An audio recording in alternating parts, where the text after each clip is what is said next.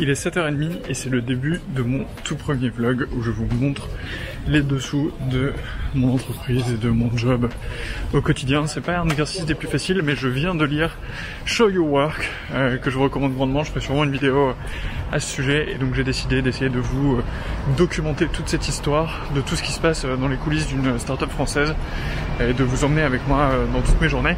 C'est parti. Il y a quelque chose d'assez fou dans l'atmosphère aujourd'hui puisque c'est le jour de la réouverture des terrasses ici à Paris et du coup tous les bars sont en train d'installer leurs terrasses.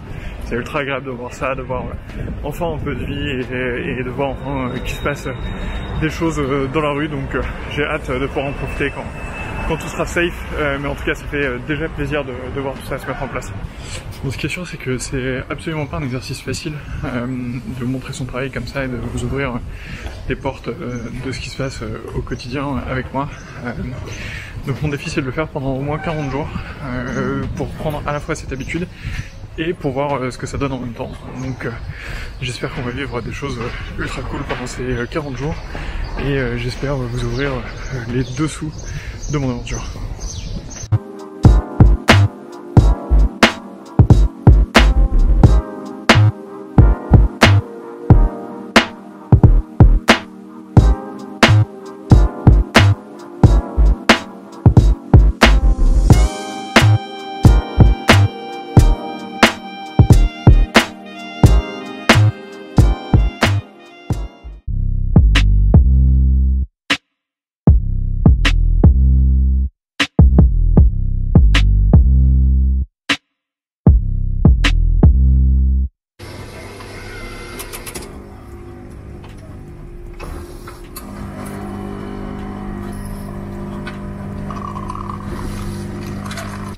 Bon, vous m'avez suivi jusqu'ici, désormais, début de la journée.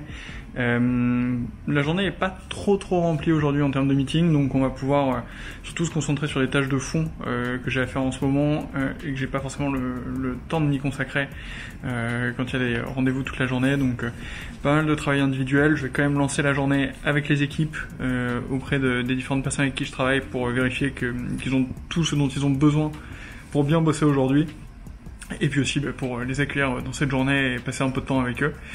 Et voilà, on va passer une super journée ensemble. Le défi, c'est de réussir à finaliser ce vlog et à le poster. J'espère que ce sera le cas. Et j'espère que je vous montrerai aussi quand même 2-3 trucs intéressants pendant cette vidéo. Voilà, allez, je vous emmène avec moi sur la suite de cette journée. Ça va, super. T'as passé une bonne soirée ?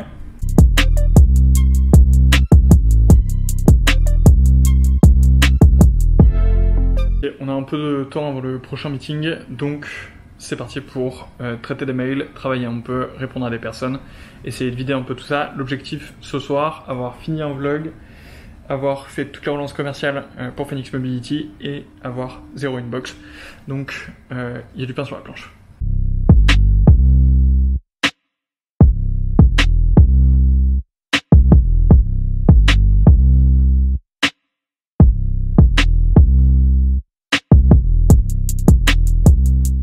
On est en milieu de matinée et je voulais te parler d'un sujet qui est ultra important pour moi, c'est la relation que tu peux avoir avec tes prospects ou tes futurs clients au moment où tu fais le premier rendez-vous avec eux, le premier vrai rendez-vous avec eux. En fait, il y a quelque chose qu'il faut retenir et qui est souvent difficile pour les personnes qui commencent à faire de la vente, c'est que le cœur de la discussion doit porter sur ton client. Et en fait, quand on est jeune commercial ou quand on commence à faire de la vente, on a tendance à toujours vouloir présenter son entreprise, présenter son offre, essayer de convaincre. Et en fait, on fait une erreur parce que ce qui compte le plus, c'est de comprendre ton client et de lui poser le plus de questions possible. Le plus de questions possible sur son besoin, évidemment, bien qualifier, bien comprendre, quelles sont les fonctionnalités dont il a besoin, quelles sont les alternatives qu'il a essayées, quels sont les points qui emporteront la décision, quelles sont les choses qu'il ne veut pas du tout voir. Bref, il faut creuser le plus possible pour connaître le fond du besoin du client et aussi connaître son environnement, sa chaîne de décision, comment la prise de décision va se passer, est-ce que c'est lui qui décide, est-ce que c'est pas lui, quels sont les différentes steps du processus commercial que tu vas devoir suivre. Et en fait, Ça c'est variable en fonction de ton type de client, en fonction des personnes avec lesquelles tu parles, mais c'est ultra important et beaucoup trop de personnes se concentrent sur présenter directement ce qu'ils font et pas comprendre ce que le client a besoin. Donc la leçon de tout ça, c'est si tu commences à faire du commerce et à vendre des choses, il faut d'abord bien comprendre ton client et lui poser le plus de questions possible. Un bon meeting, c'est celui dans lequel tu as pris plein de notes et où tu as très peu parlé. Voilà, beaucoup de commerciaux pensent qu'un bon meeting, c'est un meeting où ils ont beaucoup parlé et beaucoup présenté leur solution. Et bien c'est complètement faux. Un bon meeting, c'est un meeting où toi tu as reçu plein d'informations, où tu as pu comprendre en profondeur ton client, savoir exactement ce dont il a besoin, et ça t'assure quasiment de gagner le deal à la fin. Sur ce, on retourne bosser un peu, il nous reste encore pas mal de temps avant le déjeuner, avant la suite de la journée, et on a pas mal de trucs à faire, donc c'est parti. On continue notre journée avec un gros meeting commercial très important, une phase de closing avec une grande collectivité française. Donc je vous emmène avec moi en mode silencieux pendant ces quelques minutes avec cette collectivité, avec nos interlocuteurs, et on va essayer d'avancer le plus possible sur notre projet. Bon, il est à peu près 18h, l'après-midi est passé super vite, il s'est passé plein de choses, meetings commerciaux, j'ai fait beaucoup de relances et surtout j'ai la sensation du travail accompli puisque j'y arrivais pas depuis quelques jours, quelques semaines même, et je suis aujourd'hui en 0 inbox. Alors ça peut paraître être vraiment un truc parfois bête ou je sais pas, un peu déconnecté, mais le fait d'avoir aucun mail dans sa boîte mail, c'est vraiment une sensation super satisfaisante qui permet de se dire que désormais on est un peu tranquille, quoi. Ça repose un peu le cerveau d'avoir fini ça. Donc le Zero Inbox, pour ceux qui connaissent pas, c'est une technique de gestion des mails qui vise à n'avoir aucun email dans sa boîte mail, dans sa boîte de réception email. Ça requiert pas mal de rigueur et c'est aussi un mode de management qui fait qu'on n'est pas censé checker nos mails en permanence, mais plutôt à heure fixe et batcher les mails. Donc comme une lessive, faites pas une lessive dès que vous avez un t-shirt sale, c'est pareil, vous checkez pas vos mails toutes les secondes pour répondre mail par mail, mais plutôt une fois de, je sais pas, 9h à 10h et une fois le soir de 18 à 19h par exemple, ou quelque chose comme ça pour évacuer tout ça.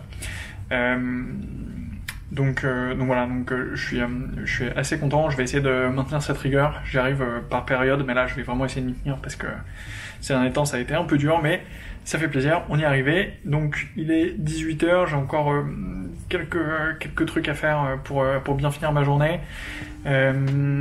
Et ensuite je vais rentrer chez moi et on va pouvoir lire un peu. Je voulais aller en terrasse puisque c'est l'ouverture des terrasses ce soir, mais ça va être un peu difficile au vu de la météo. Et puis il faut que j'arrive à monter ce vlog, ce qui sera une grande première, monter et publier, ce serait vraiment cool. Et je vous réserve encore une ou deux petites surprises pour commencer cette aventure ensemble. On se retrouve tout à l'heure, ciao.